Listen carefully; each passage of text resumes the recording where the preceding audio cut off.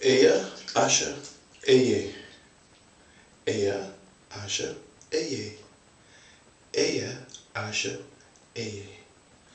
Okay, we've got Moses visiting him with his in-laws, his father-in-law Jethro. Jethro was the high priest, so if you think that Moses may have married into some particular kind of what do you call it, Basim, relationship with a woman just because her father was a high priest, well, I would think the same thing. And he didn't spend too much time with this relationship, as we'll see within the next chapter or two. But anyhow, he did spend enough time to make a ploy, and Moses was alone with his lords and God up wandering with the sheep. And Moses turned his head and saw a fiery red bush.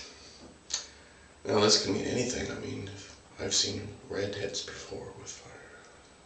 Oh, we're straying. Anyhow, he went to talk to the bush, and in the bush was a man standing in the bush, a lord.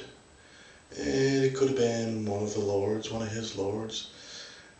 But I think the more I read it, the more it sounds like he was talking to himself, like we often do when we try to make a decision that's a hard decision, and we think we're not up for it.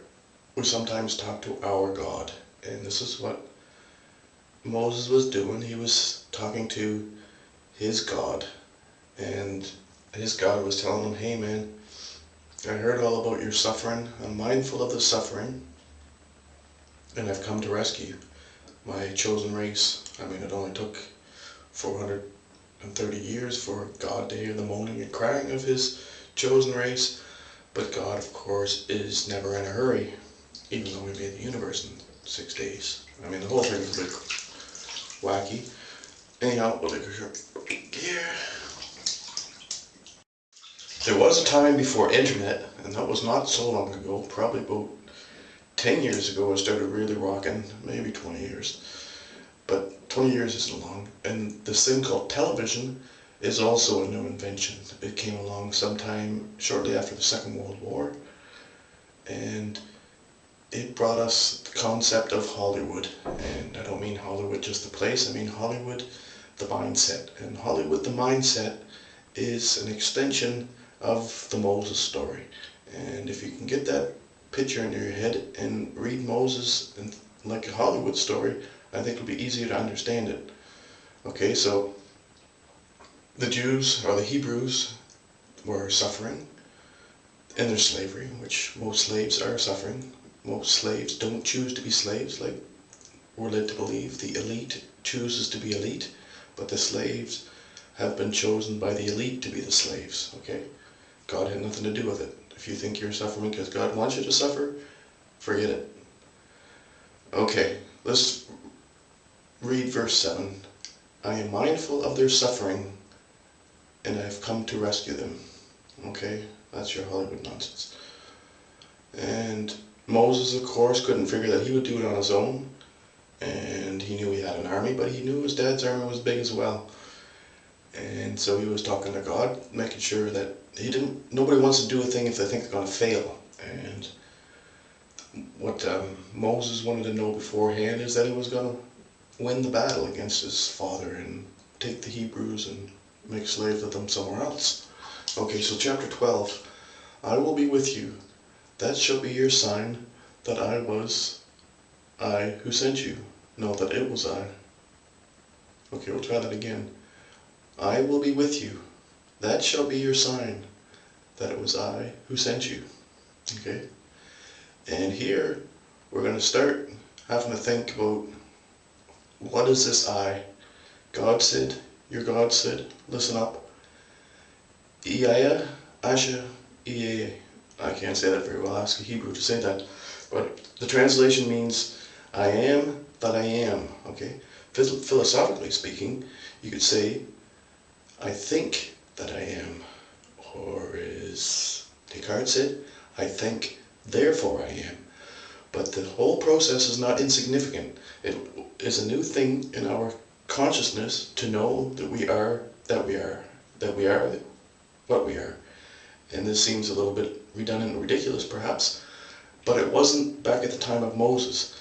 Back at the time of Moses, there was the concept that the overlord, the pharaoh or whatever king, they were God, and their law was God. More importantly, their law was God. And of course, they were above the law, so they were actually above God.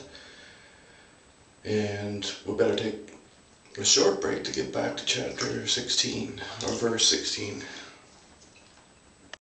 Okay, from the elite point of view, which I will get to you shortly, it makes sense to put a lot of people into slavery so you can dig out the gold and work the fields and build buildings and whatnot.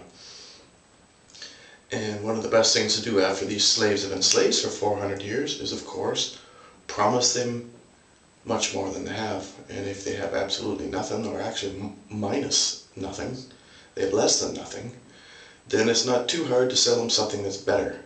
So, first we'll cover verse 16. I have taken note.